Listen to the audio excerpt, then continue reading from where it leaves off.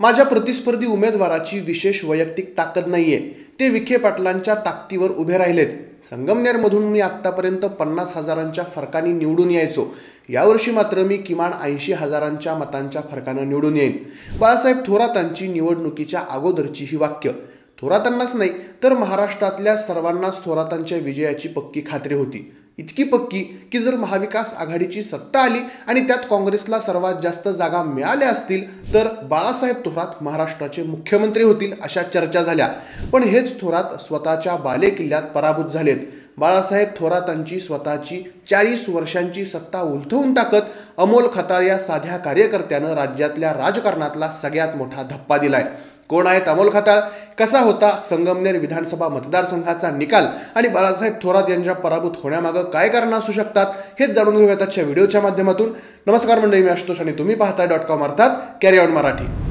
तर मंडळी, संगमनेर आणि बाळासाहेब थोरात ही दोन्ही नावं एकमेकांशिवाय पूर्णच होऊ शकणार नाहीत अशी परिस्थिती. मुळातच संगमनेर हा थोरातांचा बालेकिल्ला. सुरुवातीपासूनच इथं काँग्रेसचं आणि थोरातांचं अबाधित वर्चस्व. 1962 पासून 1985 पर्यंत इथं बीजे खताळ आणि बाळासाहेब थोरातांचे वडील भाऊसाहेब थोरात या दोघांशिवाय दुसरा कुठला आमदारच झाला नाही.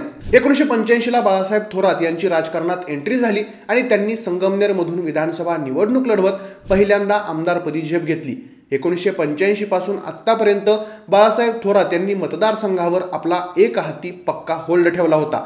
सहकारी साखर कारखाने, दूध उत्पादक संघ, शाळा, colleges, engineering colleges, dental colleges, pharmacy colleges असं संस्थांचं मोठं जाळं त्यांनी निर्माण केलंय. आपल्या राजकीय पार्श्वभूमीमुळे आणि सहकार, शिक्षण आणि उद्योग क्षेत्रात मिळालेल्या नावामुळे बाळासाहेब थोरात महाराष्ट्रातील काँग्रेसचे मोठे नेते म्हणून उदयाला आले.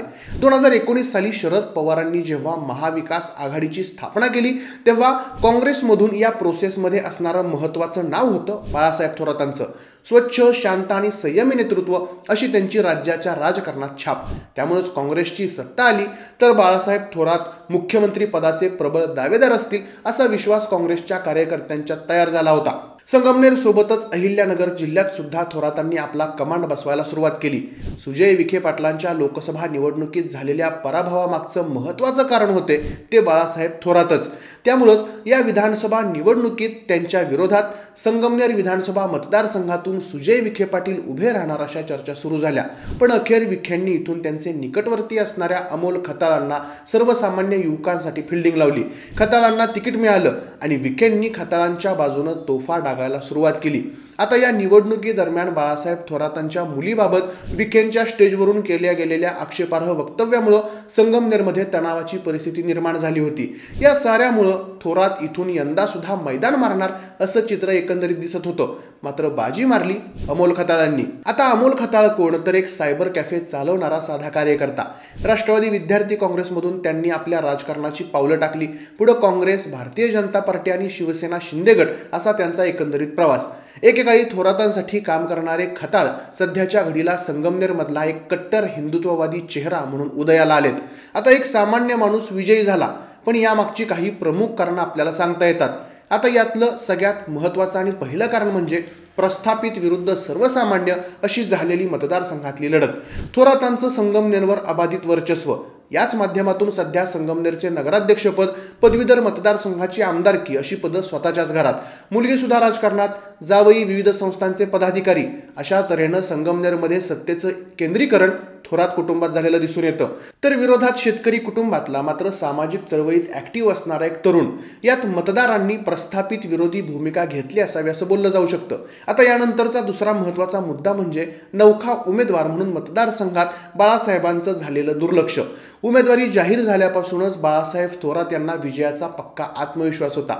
शिवाय अमोल खताळ यांची वैयक्तिक ताकद नाही अशी भूमिका निर्माण झाल्यामुळं थोरातांच्या कार्यकर्त्यांनी सुद्धा निवडणूक सोपी आहे अशा भ्रमात राहून निवडणुकीचा प्रचार संथ गतीने सुरू ठेवला होता. शिवाय बाळासाहेब थोरात राज्यातल्या काँग्रेसचे अत्यंत महत्त्वाचे नेते असल्यामुळं त्यांनी आपल्या मतदारसंघापेक्षा जास्त लक्ष इतर मतदारसंघांच्या प्रचारात व्यतीत केलं.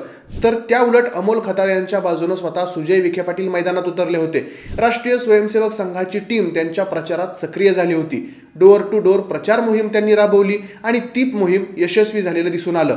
यानंतरचा महत्त्वाचा मुद्दा म्हणजे अमोल खताळ यांचा असणारा थेट कनेक्ट. 2,500च्या वर सदस्य असलेली फार्मा कंपनी, संजय गांधी निराधार योजनेच्या माध्यमातून 16,000 लोकांशी झालेला थेट कनेक्ट आणि आंदोलनाच्या माध्यमातून सुमारे 2.25 लाख लोकांची स्वाक्षरी मोहीम घेतल्यामुळे त्या लोकांच्यात अमोल खताळांची असलेली ओळख या खताळांच्या जमेच्या बाजू सांगता येतात।